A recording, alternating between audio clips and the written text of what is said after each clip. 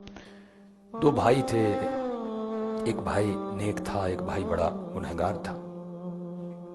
तो गुनहगार भाई को नेक बड़ा समझाता था, कब तक गुनाह करोगे, 60 साल 70 साल, बिल आखिर तुम मरोगे, कब्र में तो तुझे जाना है, ये लज्जतें कब तक तुम्हारे साथ रहेंगी। तो एक दिन अल्लाह ने इसको हिदायत दी और तौफीक दी, अपने नेक भाई के पास आया कि मैं तौबा करना चाहता हूँ।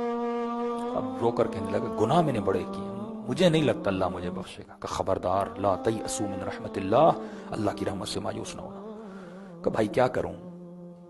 का कुरान का हुक्म है जब भी गुनहगार हो तौबा करनी है तो नबी की कब्र पे जाओ।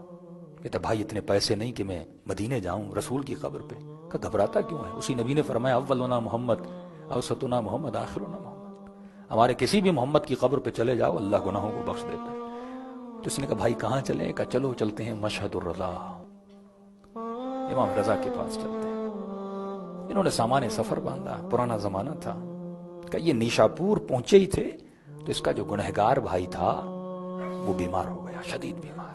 अब रो कर कहने लगा भाई मुझे नहीं लगता मैं मशहद पहुंचूंगा, मुझे नहीं लगता मेरी तौबा कबूल होगी। इसने कहा अल्लाह करीम है, जब उसने तौफीक दी है मशहद जा रहे हो तो गुनाह भी माफ करेगा। अब कहते हैं जैसे सुबह का वक्त था मशहद पहुंचे, इसके गुनहगार भाई की रूह परवाज कर गई, मर गया।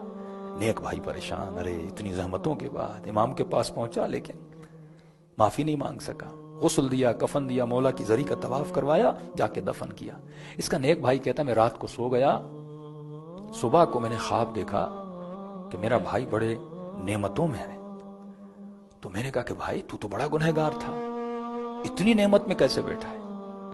कहता भाई तू सच कहता था कि मौत बड़ी सख्त है, कि जिस तरह रेशमी कपड़े को कांटों पे रखा जाए और खींचा जाए, मासूम का फरमान है, इस तरह रूह जब निकलती है इंसान के बदन में तकलीफ होती है। का तूने सच कहा था, जब रूह निकल रही थी वाकई इतनी तकलीफ हुई थी। का भाई जब तू मुझे गुस्ल दे रहा था वो तेरे लिए पानी था पर मेरे लिए आग से ज्यादा गर्म था। जब तुमने मुझे लकड़ी के संदूक में रखा वो तेरे लिए लकड़ी का संदूक था पर मेरे लिए आग का संदूक था। और अजाब के फरिश्ते मुझे गुर्ज मार रहे थे और कह रहे थे बदबख्त निकल जा इस दुनिया से, कि तुमने 60 साल अल्लाह की नाफरमानी की, तूने 60 साल उसकी दरबार में खताएं की और गुनाह किए। का लेकिन इसी अजाब और तजब्जुब में था, परेशान था कि बचूं तो कैसे बचूं, लेकिन जैसे तू मेरा जनाजा इमाम के हरम में ले गया, अब मुझे ऐसे लगा जैसे मैं जन्नत में दाखिल हो गया, सारे अजाब के फरिश्ते चले गए। कि तुमने मेरे जनाजे का तवाफ इमाम की जरी से करवाया, जैसे तू जरी के करीब ले गया मैंने देखा इमाम रजा कुर्सी पर तशरीफ फरमाए। तो मैंने अपने मौला को सलाम किया। का इमाम ने जवाब तो दिया लेकिन अपना मुंह फेर दिया। कहीं ऐसा ना हो ए मोमिन दुनिया से चले जाओ और अपने इमाम जमा को सलाम करो और मौला मुंह फेर दें, इससे बड़ी बदबख्ती किसी के लिए हो नहीं सकती। का अब मैं समझ गया इमाम रजा मुझसे नाराज हैं। का इतने में जनाजा बाहर निकलने वाला था, एक सफेद रीश बुजुर्ग खड़ा था। उसने कहा गुनहगार खुश न होना कि अजाब खत्म हो गया, जैसे हरम से बाहर जाओगे फिर से वही अजाब। मैं रोने लगा, मैंने कहा मैं तो तौबा की नीयत से आया था, क्या करूं, जिंदगी ने मोहलत नहीं दी, जिंदगी इतनी नहीं थी कि गुनाहों से मुकम्मल तौबा करता, मुझे बताओ मैं क्या करूं। उसने कहा एक रास्ता है, अगर उस पे अमल करो तो शायद इमाम रजा तुम्हारी शफाअत कर दे। का कौन सा? जो बोलोगे मैं करने के लिए तैयार हूं। का एक वास्ता है जो इमाम रजा को दो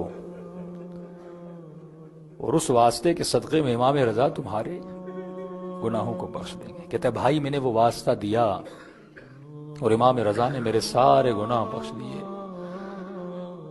और अजीजो इमाम रजा फरमाते हैं शियो छोटी छोटी बातों के लिए हमें ये वास्ता कभी ना दिया करो, हम अहल बैत ये वास्ता बर्दाश्त कर ही नहीं सकते।